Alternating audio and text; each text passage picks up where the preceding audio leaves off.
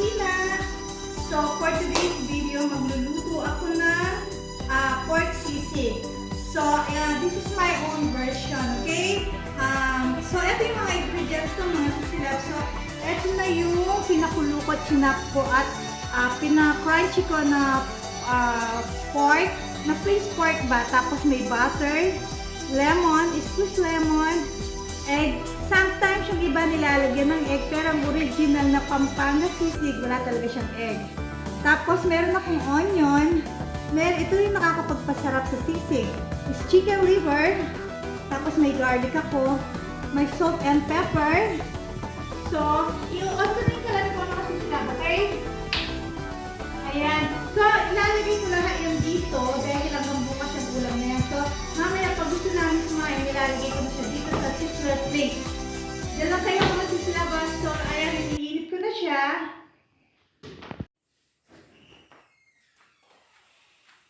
So, ayan mga sisilab, meron na, ininit ko na yung pan. So, lalagyan ko lang siya ng butter. Ayan. By the way, naglagay na ako ng kalan ko dito, yung betaine. Kasi ayaw ko yung nagluluto ako, pupunta pa ako dito sa kalan, gaganyan pa ako. At least lahat nandito na. So, ayan, minimelt ko na yung butter. Mas masarap ma-butter. Ayan.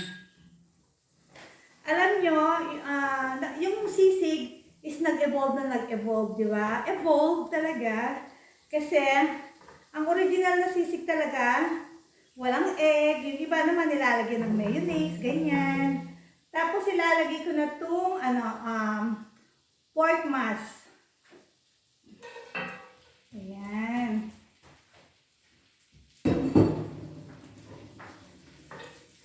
Marami kasi ito kaya dito na lang. So pagkakain na kami mamaya, maglalagay ako dito sa sizzling plate ko.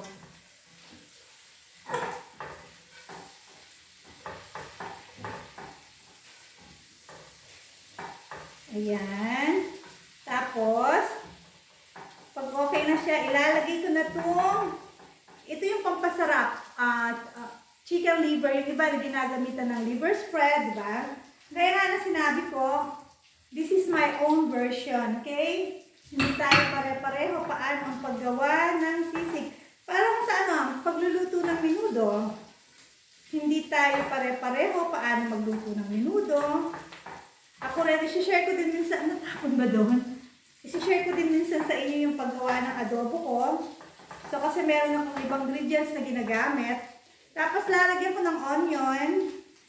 Magtitira ako ng onion kasi mamaya, itatoppings ko dito sa sizzler plate ko. Plate na tuloy yung sinabi ko. Ayan. So, maglalagay din ako ng konting bawang. You don't have to put bawang kung ayaw nyo, ha? Eh ako gusto ko. Mahilig kasi ako sa bawang. So, lalagyan ko siya. Ang bango na.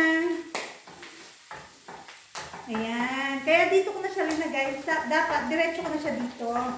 Pero dahil marami siya, dito ko na lang siya linagay. I think lalagyan pa siya ng 2 butter. Ayan.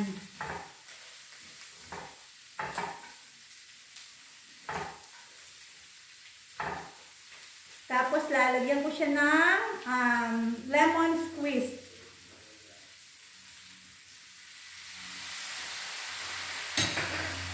Tansyahan lang ako mga sisilab sa. Habang pinapanood nyo to, please don't forget to subscribe, like, comment, share, and hit the bell para updated kayo dito sa Sisilab Kusina. Yan. Actually, ang bango-bango. Depende sa inyo, yung iba naglalagay ng toyo. Doon sa mga nagluluto ng sisig na yung original na sisig, ibang version po yung sa akin, kanya-kanya po tayo ng version. Diba? Ayan, ang sarap na niya. Ang bango. Nakakasarap kasi dito, alam niyo mga sisilab, yung chicken liver. At saka yung butter. Kasi yung dito, mamaya ilalagyan ko ito ng butter. Ang bango na. Kaya ilalagay ko na lang lahat ng onion ko. Tapos mamaya, pagkakain na kami, Ilalagay ko na dito. Ewan ko lang kung magugustuhan to ng mga anak ko. Huwag nang iisipin ng maarte sa pagkain ng mga anak ko kasi hindi naman sila lumaki sa Pilipinas, hindi sila pinanganak sa Pilipinas. So, ang gusto lang talaga nila mga pasta, mga pizza, mga ganyan lang. So, nag-try ako nagluto ng lechon paksiw kasi nga bumili ako ng isang whole na ulo ng baboy. Yung kalahati, yung lechon paksiw ko, ayaw nila, hindi nila makain. Tapos nung kahapon naman, nung isang araw din, nagluto ako ng paksiw na tilapia. Ayaw din nila. So, ito ipapatry ko sa kanila to.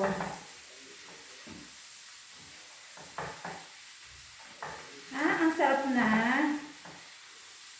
So, tiktikman ko siya, ha?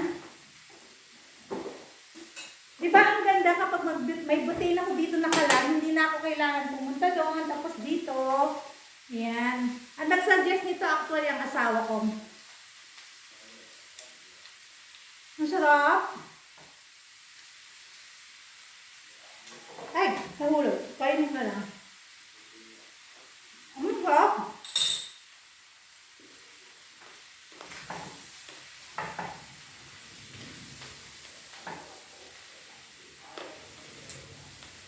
So, lalagyan na natin ng pepper.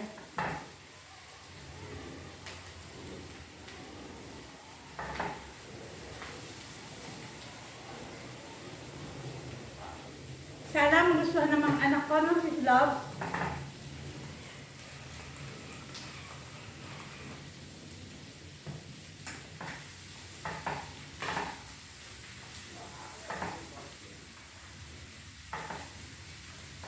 Ang sarap. So, ayan. Tapos na siya. Ganyan lang siya kadali. Parang kulang pa siya ng lemon. Dagdagan mo pa ng lemon.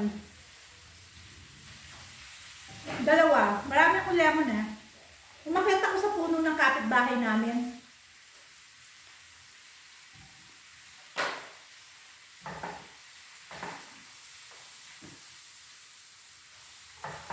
Yung iba nilalagyan nila ng mayonnaise. With due respect sa mga yung nagluluto ng original na sisig sa Pampanga. Ang version ko po to, ha. Yung iba nga may mayonnaise, eh. Ako hindi ako ayaw nga mayonnaise. Grabe ang sarap.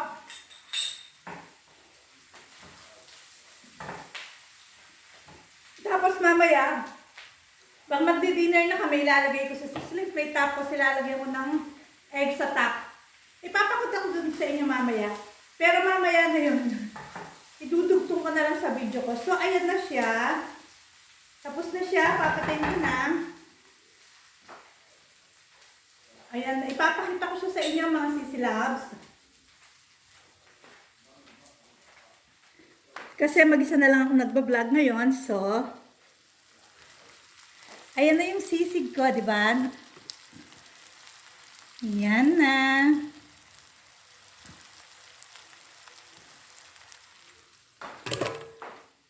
Ang hirap pag ikaw nagbablog na mag-isa lang, di ba?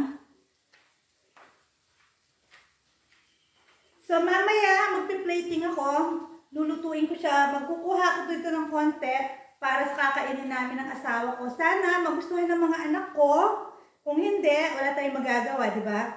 So, mamaya ipapakita ko rin sa inyo kung paano ko siya ilalagay dito sa sizzling plate. Kasi maaga pa, so 4:30 pa lang nung blinag ko to. Anyway, that's it for today, mga sisilabs. Ipapakita ko na lang yung pinakahuli nito. Thank you for watching, mga sisilabs. Sana continue to supporting my vlog. And sa mga magpapamember dyan, yung perang pinapalipad nyo at pinapamember nyo sa akin, hindi mapupunta sa pocket ko yan. Meron akong advocacy na feeding program. So, malapit na soon, makikita nyo sa vlog ko. May feeding program ako for 100 students. So, pakakainin ko sila. So, bumili na ako yung isang tab, may rice, may pastel, may juice. Yon. So, makikita nyo sa vlog yan. Kasi gusto ko yung palipad dahil bigyan lang ng mga tao yan. Ayoko siya sa akin, nahihiya ako na kunin yun. Kaya pala ko ng $2 membership. Gusto ko iipunin ko yun pag $100 na siya. Isisend ko kay Sukto doon sa secretary ko sa Pilipinas. So, siya nag-aaral sa lahat sa feeding program. Yun na. Sana supportahan niyo mga sisila. So, yung vlog na kikitain ko, yun lang sa akin. Pero yung mga palipad, membership, hindi yun mapupunta sa akin. That's it for today, mga video mga sisila. Thank you for watching. I love you all.